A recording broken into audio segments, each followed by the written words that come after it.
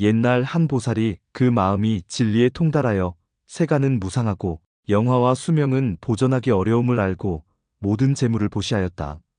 제석천이 이를 보고 그 공덕으로 자신의 지위를 빼앗지는 않을까 걱정하여 요술로서 지옥을 만들어 놓고 그 앞에 나타나서 말했다. 보시하여 중생을 제도하면 죽은 후에 홀령이 태산지옥에 들어가 큰 해를 입게 되는데 그대는 어찌하여 보시를 하고 있는가? 보살이 물었다. 자비를 베풀어 재앙을 받는다면 보시를 받는 자는 어떻게 되는가? 제석천이 대답했다. 은혜를 받은 자는 죽어서 하늘로 올라간다. 보살이 말했다. 내가 중생을 구제하는 것은 오직 중생들을 위함일 뿐이다. 그대의 말과 같다면 그것은 진실로 나의 소원이다. 자비를 베풀어 벌을 받는다 해도 나는 반드시 보시를 행하겠다. 자기를 위험에 빠뜨리면서 중생을 제도하는 것이 보살의 높은 뜻이다. 제석천이 말했다. 그대는 무슨 생각으로 이렇게 고상한 일을 하는가? 보살이 대답했다. 나는 부처가 되어 중생을 제도하고 그들이 열반을 얻어 다시는 생사윤회를 하지 않게 하기를 원한다. 제석천이 거룩한 생각을 듣고 물러서 머리를 조아리며 말했다. 사실은 보시로 자비롭게 중생을 구제하여 태산지옥에 들어가 화를 받는 일은 없습니다. 당신의 덕이 하늘과 땅을 울려 나의 지위를 빼앗을 것을 걱정하였습니다.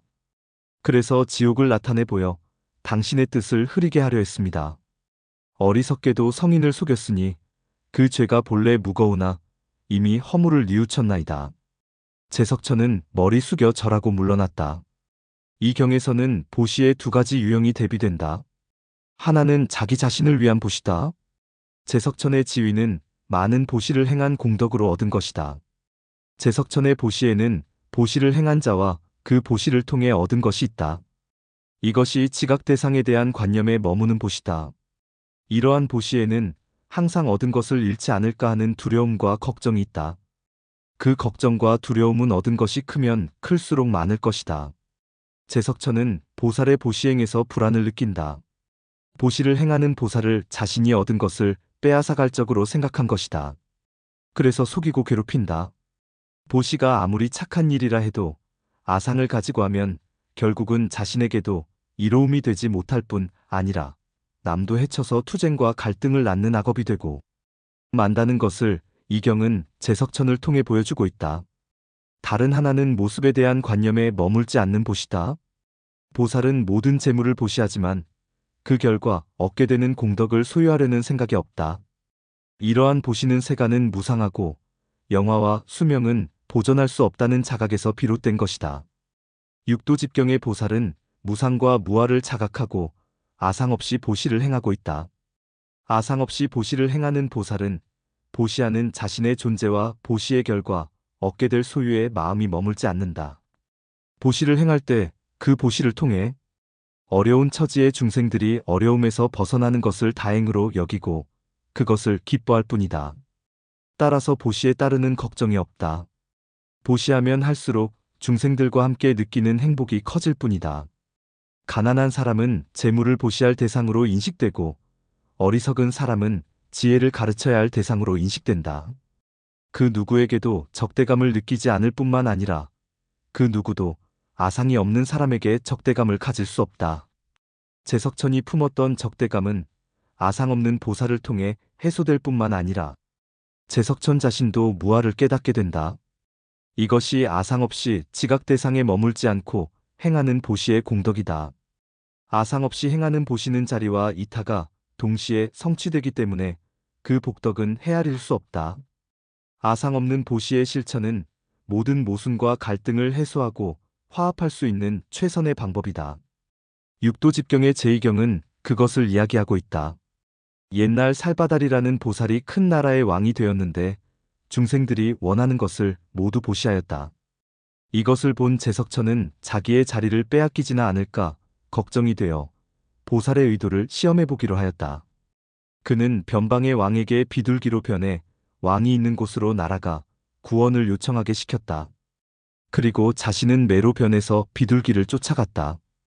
비둘기는 왕에게 날아가 매로부터 자신을 보호해달라고 요청했다. 왕이 비둘기를 불쌍히 여겨 숨겨주자 매는 자기의 먹이인 비둘기를 돌려달라고 요구했다. 자신에게 보호를 부탁한 비둘기를 내줄 수 없다고 주장하는 왕에게 매는 은혜를 베푼다는 왕이 나의 먹이는 빼앗아도 되는 것입니까? 라고 항의했다. 왕이 비둘기 대신 다른 먹이를 제안하자 매는 왕의 살을 요구했다. 비둘기 무게만큼의 살을 떼어주기로 약속하고 왕은 자신의 살을 떼어내 저울에 달았다. 그런데 아무리 떼어내도 비둘기의 무게에 미치지 못했다. 마침내 몸을 통째로 저울 위에 올려놓자 비로소 무게가 같아졌다. 왕은 신하에게 자신을 죽여서 매의 먹이로 줄 것을 명령했다. 이것을 본 매는 본 모습으로 돌아와 땅에 이마를 조아리며 바라는 것이 무엇이기에 이러한 고초를 받습니까? 라고 물었다. 보살은 다음과 같이 대답했다. 내가 바라는 것은 하늘의 제석천이나 비행황제의 자리가 아니다. 내가 보니 중생들이 어리석음에 빠져서 불교를 알지 못하고 마음을 재앙과 화가 일어나도록 방자하게 행하면서 몸을 지옥에 던지고 있다. 이러한 어리석음과 미혹함을 보고 불쌍하여 서원하였나니 부처가 되어 중생들의 고난과 어려움을 구제하고 그들이 열반을 얻게 하고자 하노라. 이 말을 듣자 제석천은 놀라고 참회하면서 하늘의 의사를 시켜 몸을 예전과 같이 치료한 후에 기뻐하면서 떠나갔다. 이 이야기는 상황의 설정이 매우 치밀하다. 중생들의 세계는 생존 경쟁의 세계다. 그 세계에는 항상 모순과 갈등이 있다. 내가 살기 위해서는 남이 죽어야 하는 경우가 있다. 너도 살고 나도 산다는 것이 양립할 수 없는 경우가 대부분이다. 이러한 모순 때문에 삶은 갈등 관계에 놓이게 된다. 따라서 일체 중생에게 자비를 베푼다는 것은 근본적으로 불가능하다. 비둘기에게 자비를 베푼다면 매에게는 무자비한 일이 되기 때문이다. 왜 이와 같은 모순과 갈등이 야기될까? 그것은 모두가 아상을 가지고 있기 때문이다. 이 경에서는 그 상황을 제석천으로 설정하고 있다. 지각 대상에 대한 관념과 아상을 가진 제석천의 입장에서 보면 보시의 공덕을 쌓는 보살의 존재는 제석천인 자신과 자신이 소유한 지위를 위협하는 적이다. 제석천이라는 자기 존재를 유지하기 위해서는 자기보다 많은 보시를 하는 존재가 있어서는 안 된다. 이러한 모순과 갈등을 드러내기 위해서 비둘기와 매가 등장한다. 비둘기와 매는 아상을 가지고 있다. 이것이 중생이다. 아상과 지각 대상에 대한 관념에 머물고 있는 중생들에게 삶은 필연적으로 모순과 갈등을 수반한다. 보살은 이러한 모순과 갈등을 없애고 함께 보살의 길로 나아가려는 사람이다. 따라서 보살은 아상을 없애고 지각 대상에 대한 관념에 머물지 않고 살아가야 한다. 아상 없이 지각 대상에 대한 관념에 머물지 않고 살아갈 때 너도 살고 나도 사는 함께 살 수 있는 길이 열린다. 이렇게 함께 사는 길이 보살의 길이며 부처님은 이 길을 우리에게 가르쳤다. 맞지만 이까야 18. 꿀 덩어리경에서 단답반이 싹가가 부처님께 어떤 가르침을 이야기하고 무엇을 선언하는가를 물었을 때 부처님께서는 세간과 인간 가운데서 누구와도 다투지 않고 세간에 머무는 가르침으로 감각적 욕망에서 벗어나 살아가는 의욕이 없고 회한이 없고 유와 무를 갈망하는 마음이 없는 바라문에게는 관념들이 잠재하지 않는다라고 선언한다라고 말씀하셨다. 부처님이 가르친 길은 세간을 떠나는 길이 아니라 세간 속에서 누구와도 다투지 않고 함께 사는 길이다.